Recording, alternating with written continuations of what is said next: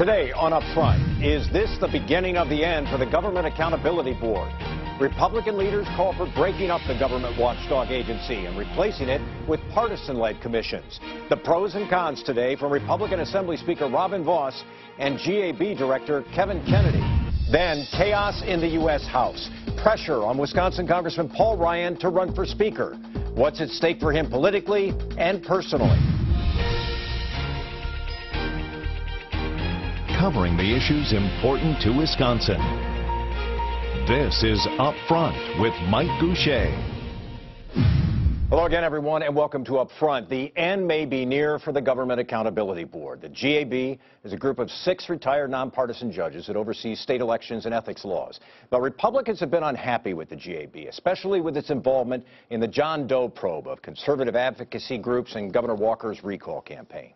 Wednesday, Assembly Speaker Robin Vos and Representative Dean Knudsen unveiled bills that would dismantle the GAB, splitting it into 2 separate commissions. One would oversee elections, the other ethics laws. Each commission would be led by a board of 6 partisan appointees who would be chosen by legislative leaders of both parties and by the governor.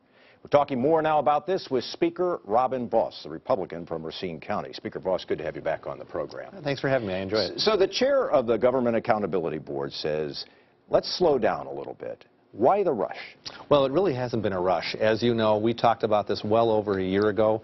We know that the Government Accountability Board has made a series of missteps, and it's really what I call a failed experiment. I voted for it in 2007. We thought it could potentially take politics and partisanship out of the process, and in fact, nothing has changed in that regard.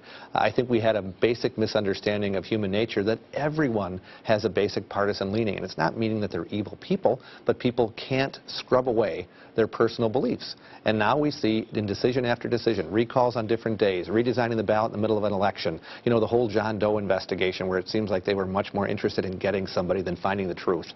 All of those things put together mean that the process we've tried has got to be changed in order to make sure that we can have a fair process that everyone believes in. So you want to replace it with essentially 3 Democrats, 3 Republicans, which sounds to most of us like a recipe for gridlock, that you'll never be able to agree on whether action should be taken to investigate certain ethics violations, that this is just that nothing will really come from this, and this will be sort of a nothing entity. What do you say to that? Well, first of all, I don't agree with that at all. I mean, we are looking at every possible way to make sure that we have more cooperation. One of the things that I have heard from the very same people who are complaining about the GAB is that both parties should work together. We should find an opportunity to have us get common ground, and that's what this process will entail. It'll mean people of goodwill on both sides finding ways to ensure that we have good, clean, honest, ethical campaigns like we do in almost every part of Wisconsin.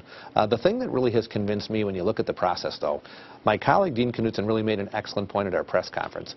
We empowered the GAB to be the judicial branch, where they have the ability to be judge and jury, the executive branch, where they have the ability to really do the investigations, and the legislative branch, where they get the opportunity to make policy.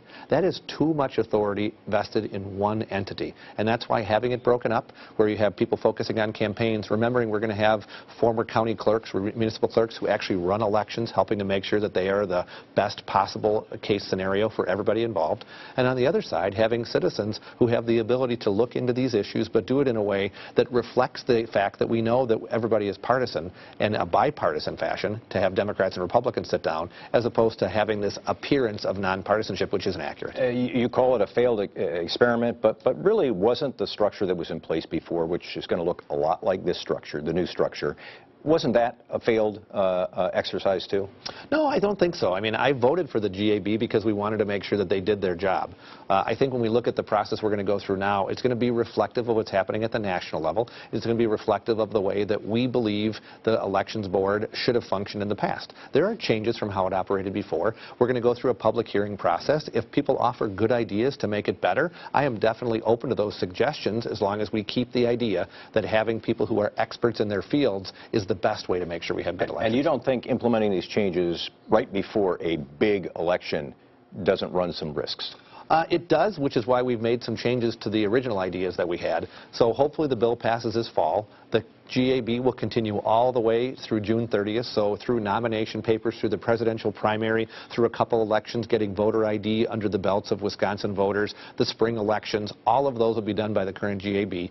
In the same process, we'll be hiring new staff, we'll be transferring people over to the new division, the new commissions, and we'll hopefully have people all in place by June 30th. So then we have months again before the primary and the general. So I think we will have a smooth transition, but of course we want to make sure that happens. You're going to rewrite campaign finance law in Wisconsin, and there are people out there who are already skeptical of the role money plays in this. The new law sounds like it would increase contributions for candidates. It also apparently would make it easier for coordination between campaigns and outside groups as long as they do issue advocacy and not express advocacy. How is more money in Wisconsin politics a good thing? Well, it's not necessarily more money. It's just trying to make... there'll be more money spent? No, I don't. I think it's going to be more transparent. So remembering that right now, a corporation or a union can give unlimited money to a shadowy third-party group where there's no transparency, no accountability, and no ability for people to know who donates. I would much rather have that flow into the campaigns where you can go on a website, look up anybody's names, who supports their campaigns, where the money came from. That's the process that most people want. If we just updated contribution limits to be able to say where were they in the early 1970s and adjusted them for inflation, it would be 5 times the current level. We're not coming anywhere near close to that. We're only doubling it. So I think that making sure we have more money in an open, transparent process should get bipartisan support. Unfortunately, sometimes people just like to harp about money, but it's going to be there no matter what. It's the First Amendment. It's what people have a right to do, and I'd rather have it in an open process. You honestly don't think there'll be any bipartisan support for the changes you're talking about to campaign finance law, do you? Well, if you remember last time around, the Assembly voted to double contribution limits, to change some of the processes, and it got a strong bipartisan vote in the Assembly. So I would be hopeful that we would have a similar process this time. It happened last time. 2 other issues I want to touch on with you. One involves transportation projects. There are some delays in 5 major projects being projected, but it sounds like there may be more than 200 that could face some delays because we don't have enough money to do this. The governor is urging people in the Assembly and the Senate to dip into sort of this reserve for bonding, also maybe can save some money on the Zoo Interchange project. Are you receptive to that idea of spending more money on roads than is currently being spent? The Assembly has always been in that position. If you remember, during the budget process, we actually wanted to try to find a long-term funding answer. We have been able to do some things where we put in a study to look at possibly having a different way to pay for our roads with tolling, which is the most important opportunity for us to get extra revenue into the system. I don't think we're going to do a gas tax. I don't think we're going to do other things because Governor Walker has been steadfastly opposed. But we know that in the budget, we compromised. Governor Walker wanted $1.3 billion. You know, we wanted a lower number. We got to $850, and now we have to release that money. Assembly Republicans have always said we know that transportation equals jobs and a good infrastructure equals more jobs and more businesses. So we want to get that money out the door as quickly as we can. I think we're going to come to an agreement with our Senate counterparts to allow a vote to happen inside the Finance Committee, but hopefully we'll be able to get that strong bipartisan support where transportation always has had. A final question, and this has been a hot-button issue in your caucus. You have people in your party who say, Speaker Vos, we want to have a vote on legislation that would ban the use of aborted fetal tissue for research. Are you going to allow that vote?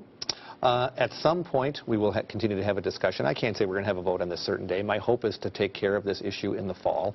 We have been meeting with interest groups on both sides, the research community and the university who have concerns about some sort of a ban, the pro-life community, the Catholic Conference, those are the people who want to make sure that we have some kind of restrictions.